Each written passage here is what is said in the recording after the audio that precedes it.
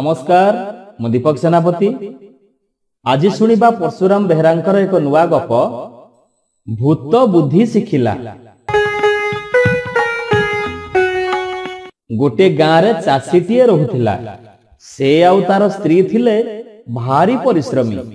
सेमानकर जहा किछि अल्प जमी बाड़ी थिला सेइथिरे चाष करी सेमाने सुखरे रहंती। सेमानकर थिला हळे बळद आउ दी चारिटा कुकुड़ा। से वर्ष जमीरे तांकर बहुत भल फसल हेइथाय। सेई फसल को स्वामी स्त्री दी जन को खूब जगा रखा करबा को पड़ुथाय।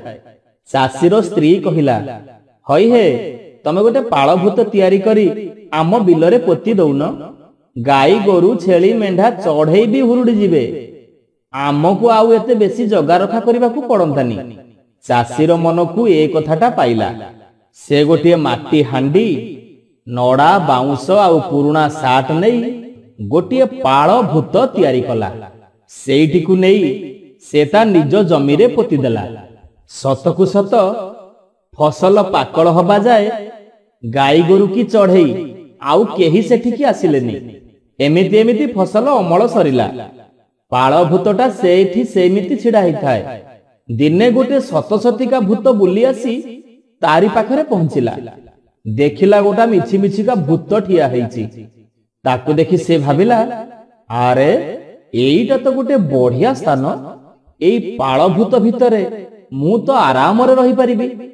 एमिति मनरे चिंता करी से सेई पाळ भूत भितरे रहिला। दिन सारा तारी भितरे रहे आउ राती हेले चरी बुलिबा को जाए। एने चाषीटी पुणी जमी हळ करिबो बोली हळ बळद धरी आसी जमी रे पहुंचिला। भूतटा चाषी को देखि चिंता कला, आरे ए लोकटा एठी जदि चाषबास करिबो सबु बेले तो ए जमी को जिबा आसीबा करिबो। मु आउ एठी शांति रे रही परिबिनी। एणु मते गोटे किछि उपाय बाहर करिबा को पड़िबो। एमिति चिंता करी सांगे सांगे भूतटा चाषीर गोटे बळद देहरे प्रवेश करिगला। जहा फଳରେ बळदटा सेठी असुस्थ हेई सोई रहिला। ए कथा देखि चाषीटी भारी दुखित हेई केते ठाकुर ठाकुराणी को डाकिबा को लागिला। हे ठाकुरे मते दया कर प्रभु, मो बळद को भल करि दियो। एई समय रे भूतटा अदृश्य भावरे कहिला, अरे तो बळद को मु भल करि देबी, हेले गोटे शर्त रे तू मानिबु तो? चाषीटी विकल हेई कहिला, हां हां मु तम कथा सबु मानिबी।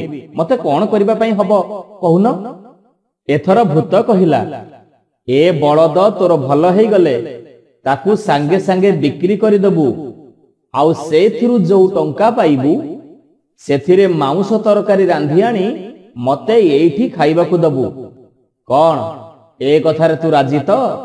बिचरा चाषीटी आउ करे कोन? बाध्य हेई से राजी हेई गला। एहा परे बळद सांगे सांगे सुस्थ हेई ठिया हेई पड़िला। चाषीटी जमी चाष करी घर को फेरिला। हेले बळदटा को बिक्री करिबा पई तार जम्मा इच्छा हो न थाए। स्वामी स्त्री दी जण बहुत चिंता कले। बळदटा को बिकी देले किछि लाभ हबनी। जहा पैसा हबो भूत खाइबो। कोन करिवे? एमिति दी जण मन दुखरे रहिले। सेई दिन राती रे भूत आसी चाषी को कहि देई गला, अरे जवाब अनुसारे सांगे सांगे बळद को बिकिबा कथा। कोन तू मो कथा भूली गलु कि? काली हाट पाळी अछि। जा शीघ्र बळद को बिक्री करी मते आनी मांस तरकारी खाइबा को दे।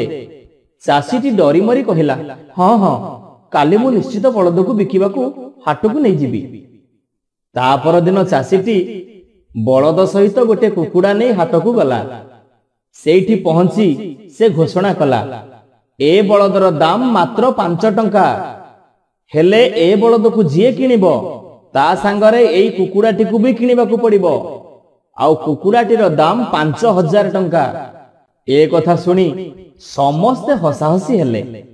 हेले दीटी जाकर मूल्य 5000 टंका किछि अधिक नुहे। एणु चाषीटी बळद को 5 टंका आउ कुकुड़ाटी को 5000 टंका रे बिकी घर को फेरिला। आउ बाटरू 5 टंका रे मांस तरकारी किनी चाषीटी जाई निज बिलरे पहुंचीबा क्षणी भूत आसी पहुंची गला। ହେଲେ ଏତିକି ଟିକିଏ ମାଉଁସ ତରକାରୀ ଦେଖି ଭୂତ ପଚାରିଲା, କି ରେ, କାଲି ତ 5,005 ଟଙ୍କା ନେଇକି ଆସିଛୁ, ଆଉ ମାଉଁସ କଣ ଜମା ଏତିକି? ଚାଷୀଟି କହିଲା, ମୁଁ ମୋ କୁକୁଡ଼ାକୁ ବିକିଲି 5,000 ଟଙ୍କା, ହେଲେ ମୋ ବଳଦଟାକୁ ମୁଁ ତ ଜମା 5 ଟଙ୍କାରେ ବିକିଛି। ତେବେ ଏଇ 5 ଟଙ୍କା ତ ତମର ପ୍ରାପ୍ୟ। 5 ଟଙ୍କାରେ ଆଉ କେତେ ମାଉଁସ ମିଳିଥାନ୍ତା ଯେ? ଏ କଥା ଶୁଣି ଭୂତର ଅକଲ ଗୁଡୁମ। ସେ ହତାଶ ହେଇ ଭାବିଲା, ଏ ଲୋକଟା ଭାରି ଚାଲାକ। ଆଜି ତ ସେ ମତେ ବୁଦ୍ଧି ଶିଖେଇ ଦେଲା। ଆଗକୁ ମତେ ପୁଣି ସେ କି ଅଡୁଆରେ ନ ପକେଇବ ସେ କଥା କିଏ କହିବ? ଏଣୁ ଏ ଜାଗା ଛାଡି ପଳେଇ ଯିବାଟା ମୋର ବୁଦ୍ଧିମାନର କାମ ହବ। ଏମିତି ଭାବି ଭୂତଟା ସେ ସ୍ଥାନ ଛାଡି କୁଆଡେ ପଳେଇଲା। ଆଉ ଭୂତ ଚାଲିଯିବା ପରେ ଚାଷୀଟି ସେ ପାଳ ଭୂତଟାକୁ ଉପାଡ଼ି ଆଣି ତା ଦେହରେ ନିଆଁ ଲଗେଇ ସାଙ୍ଗେ ସାଙ୍ଗେ ତାକୁ ପୋଡ଼ିଦେଲା। ଆଉ କୁକୁଡ଼ା ବିକ୍ରି କରିଥିବା ଟଙ୍କାରେ ଆଉ ଗୋଟିଏ ନୂଆ ବଳଦ କିଣି ଘରକୁ ନେଇ ଆସିଲା। ଆଉ ପୁଣି ଚାଷବାସ କରି ଖୁସିରେ ରହିଲା। ନମସ୍କାର, ମୁଁ ପ୍ରଦୀପ ମଲ୍ଲିକ। ଆଜି ଶୁଣିବା ଏକ ପୁରାତନ କାହାଣୀ, ବାବନାଭୂତ କଥା। ପରିବେଷଣ ପରଶୁରାମ ବେହେରା।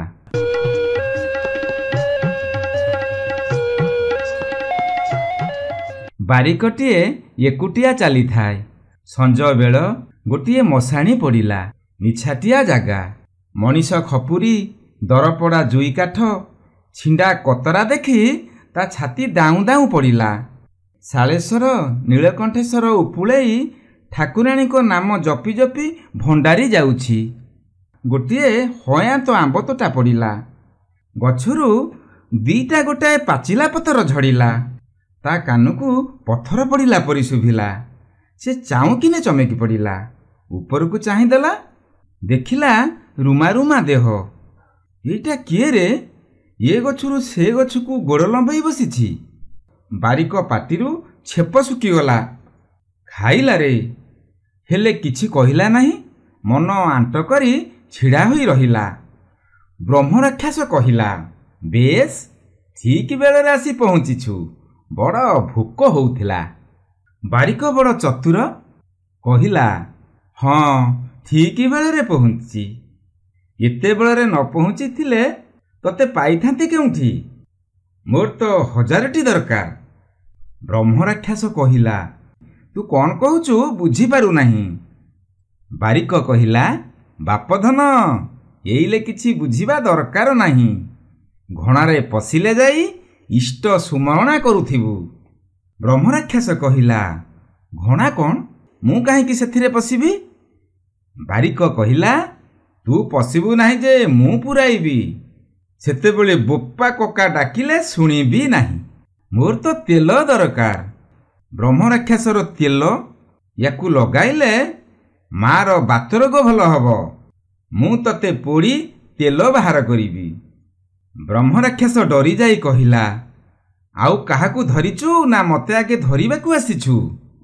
ବାରିକ ମନେ ମନେ ହସି ହସି ମିଛ କହିଲା, ଏ ମୋର ବେଉସା। ଦେଖ, ତୋରି ପରି 999ଟି ଧରିଛି। ତୋତେ ମିଶାଇଲେ 1000 ହବ। ଏହା କହି ଦର୍ପଣଟି ଦେଖେଇଦେଲା। ବ୍ରହ୍ମରାକ୍ଷସ ଦେଖିଲା କଥାଟା ସତ। ଏ ଘାଟିରୁ ଖସିବା ସହଜ ନୁହେଁ। ସେ କହିଲା, ଆରେ ଭାଇ, ମୋ ହାଡ଼ ତ ବଡ଼ କଅଁଳିଆ। ମୁଁ ପିଲା ଲୋକ। ଏଥିରୁ କ'ଣ ବେଶୀ ତେଲ ବାହାରିବ? ଯାହି ଟୋପାଏ ବାହାରିବ ତାକୁ ବିକି ତୁ ବା କେତେ ପଇସା ପାଇବୁ? ବରଂ ମୋତେ ଛାଡ଼ିଦେ। ତା ବଦଳରେ ଯାହା ମାଗିବୁ ମୁଁ ତା ଦେବି। ବାରିକ କହିଲା, ମୋର ତ ତେଲ ଦରକାର। ହଉ, ତୁ ଯେତେବେଳେ ଭାଇ ବୋଲି ଡାକିଲୁଣି, ନେଉରା ହୋଇ କହିଲୁଣି, ମୁଁ ତତେ ଛାଡ଼ିଦେବି। ହେଲେ ବସ୍ତାଏ ସରୁ ଚାଉଳ ମୋ ଦୁଆରେ ନିତି ଆଣି ପହଞ୍ଚେଇ ଦେବୁ। ପ୍ରତିଦିନ ବଡ଼ି ଭୋରୁ ବ୍ରହ୍ମରାକ୍ଷସ ବସ୍ତାଏ ଚାଉଳ ମୁଣ୍ଡେଇ ଆସେ। ବାରିକ ଅଗଣାରେ ପକେଇ ଦେଇ ଉଡ଼ି ପଳେଇଯାଏ।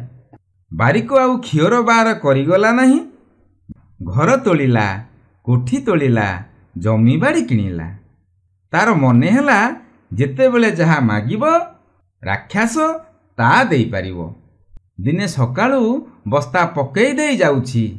ବାରିକ କହିଲା, ଶୁଣ, ଆଗ ମଙ୍ଗଳବାର ଦିନ ବାପାଙ୍କ ଶ୍ରାଦ୍ଧ। ସେଦିନ ପିଣ୍ଡ ପଡ଼ିବ, ମେଳା ମଉଛବ ବି ହବ। ଦିଅଙ୍କଠି 108 ମୂର୍ତ୍ତି ବ୍ରାହ୍ମଣ ଭୋଜନ କରେଇବି। ସେମାନଙ୍କୁ ଦକ୍ଷିଣା ବି ଦିଆଯିବ। ମୋର ଟଙ୍କା ଦରକାର। ବ୍ରହ୍ମରାକ୍ଷସ କହିଲା, ମୁଁ ଟଙ୍କା କାହୁଁ ପାଇବି? ବାରିକ କହିଲା, ତୁ ଯୋଉଠୁ ଆଣ, ମୋର କି ଯାଏ। ଟଙ୍କା ନଦେଲେ ନିଶ୍ଚେ ତତେ ପୋଡ଼ି ତେଲ ବାହାର କରିବି। ଜୀବନକୁ ଯଦି ଆଶା ଅଛି, ଆଗ ମଙ୍ଗଳବାର ଦିନ ଆଣି ଟଙ୍କା ପହଞ୍ଚାଇ ଦେ। ବ୍ରହ୍ମରାକ୍ଷସ ଭୟରେ ସମ୍ମତ କରିଗଲା। ଭାବିଲା କୋଉଠୁ ଆଣିବି? ତା ମନେ ପଡ଼ିଗଲା ବାବନାଭୂତ ବହୁତ ଟଙ୍କା ମାଟି ତଳେ ପୋତି ରଖିଛି। ଖୋଳି ଘେନି ଆସିଲେ ହବ। ମଶାଣି ହୁଡ଼ାର ସାହାଡ଼ା ମୂଳକୁ ଯାଇ ବ୍ରହ୍ମରାକ୍ଷସ ଖୋଳିଲା। ଅଣ୍ଟାଏ ଗାତ ଖୋଳିଲା ପରେ ଟଙ୍କାରେ ଖଣତି ବାଜିଲା। ଟଙ୍କା ତକ ଅଖାରେ ଭର୍ତ୍ତି କରି ଆଣି ବାରିକ ଅଗଣାରେ ପକାଇଦେଲା। ବାରିକ ଭାରି ଖୁସି। ବାବନାଭୂତ ଟିକିଏ ଲୋଭୀ। ସବୁଦିନ ପୋତା ମାଲ ଖୋଳି ନ ଦେଖିଲେ ତାକୁ ନିଦ ହୁଏ ନାହିଁ। ଆଜି ଯେମିତି ଖୋଳି ଦେଖିଲା, ତା ହଲକ ଶୁଖିଲା। କିଏ? କାହାର ଏଡ଼େ ସାହସ? ବାବନାର ଟଙ୍କା ଖାଇ ଜୀର୍ଣ୍ଣ କରିଦେବ? ତା ମଥାରୁ ଦହି କାଢ଼ିଦେବି ନାହିଁ। ବାବନା ଗୋଟେ ଗର୍ଜନ କଲା। ତା ରଡ଼ି ଶୁଣି ଧୁସୁରୁ ଧୁମା ଭୂତ, ମଡ଼ାଚଣ୍ଡିଆ ଭୂତ, ଗିଡ଼୍ରୁ ବାଗ୍ରୁ, ସମନୁ ସାକ୍ଟୁ, ହିଡ଼୍ରୁ ଚିମୁ, ରଇଙ୍ଗେ ମଇଙ୍ଗେ ଝମୁନ୍ ଝପଟ ଭୂତ ସବୁ ଆସି ପହଞ୍ଚିଲେ। କାହିଁକି ଡକେଇଲେ? ତମକୁ କି ବିପତ୍ତି ପଡ଼ିଲା? ବାବନା କହିଲା, ମୋ ଟଙ୍କା ଏଠୁ କିଏ ଖୋଳି ନେଇଛି। ଭୂତଙ୍କ ଛଡ଼ା ମୁଁ ଏଠି ଟଙ୍କା ପୋତିବା କଥା ତ କେହି ଜାଣନ୍ତି ନାହିଁ। ଇଏ ତା ମୁହଁକୁ, ସେ ତା ମୁହଁକୁ ଚାହିଁଲା। କେହି ତ ଏଠିକି ଆସିନାହାନ୍ତି। ବାବନାଭୂତ ପାଟି କଲା, ଆରେ ଆରେ ବ୍ରହ୍ମରାକ୍ଷସ କାହିଁ? ଯାଅ ତାକୁ ଧରି ଆଣ। ହିପ୍ଟୁ ଝାପ୍ଟୁ ଦିହେଁ ଯାଇ ବ୍ରହ୍ମରାକ୍ଷସକୁ ଶୂନ୍ୟ ଶୂନ୍ୟ ଟେକି ଘେନି ଆସିଲେ। ବ୍ରହ୍ମରାକ୍ଷସ ବାବନାର ପାଦ ତଳେ ପଡ଼ି କହିଲା, ହଁ, ମୁଁ ଟଙ୍କା ନେଇଛି। କ'ଣ କରିବି? ମୋତେ ତ ସେ ବାରିକ ଠେକିଏ ପାଣି ପିଆଇଲାଣି। ନିତି ଚାଉଳ ଅବସ୍ଥାଏ ଦଉଥିଲି। ଏବେ କହିଲା, ମୋତେ ଟଙ୍କା ନଦେଲେ ଘଣାରେ ପକାଇ ପୋଡ଼ିଦେବି। ଜୀବନ ବିକଳରେ ଏକଥା କରି ପକେଇଛି। ମୋତେ ଛାଡ଼ି ଦିଅ। ବାବନା ଭୂତମାନଙ୍କର ରଜା।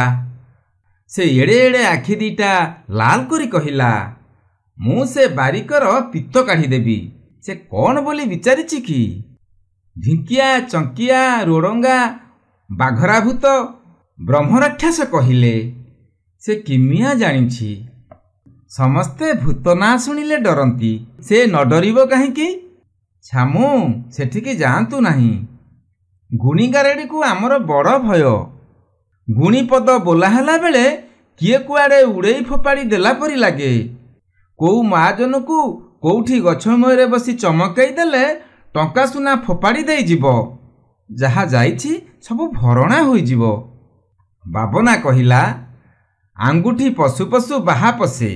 ଆଜି ଯଦି ବାରିକର ସାହସ ବଢ଼େ, ସେ ସବୁଦିନ ଏମିତି ଟଙ୍କା ଆଦାୟ କରିବ। ଆମକୁ ଆଉ କିଏ କାହିଁକି ଡରିବ? ବାବନା କାହା କଥା ନ ମାନି ଏକୁଟିଆ ବାହାରି ପଡ଼ିଲା। ଗୋଟାଏ କଳା ବିରାଡ଼ି ରୂପରେ ବାରିକର ନଳା ବାଟେ ଘରେ ପଶିଲା। ରାତି ଅଧ। ଚାଳ ଉପରେ ଛିଡ଼ା ହୋଇ ଗୁଡ଼ାଏ ଦୁମ୍ ଦୁମ୍ ନାଚିଲା। ହାଣ୍ଡି କୁଣ୍ଡେଇ ଭାଙ୍ଗିଲା।